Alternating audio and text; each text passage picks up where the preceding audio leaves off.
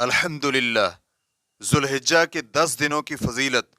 والفجر ولیال عشر، قسم ہے فجر اور 10 راتوں کی۔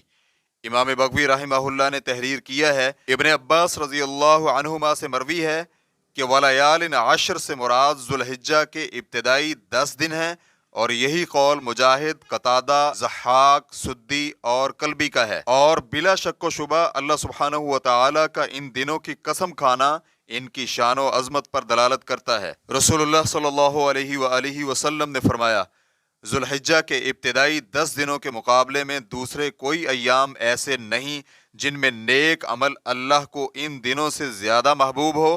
صحابہ اکرام رضوان اللہ علیہم اجمعین نے عرض کیا، یا رسول اللہ، اللہ کی راہ میں جہاد کرنا بھی نہیں؟ آپ علیہ الصلاۃ والسلام نے فرمایا، اللہ کی راہ میں جہاد کرنا بھی نہیں، سوائے اس مجاہد کے جو اپنی جان اور مال لے کر جہاد کے لیے نکلا اور پھر کسی چیز کے ساتھ واپس نہیں آیا، یعنی شہید ہو گیا، یہ دوسروں سے یقیناً افضل ہے۔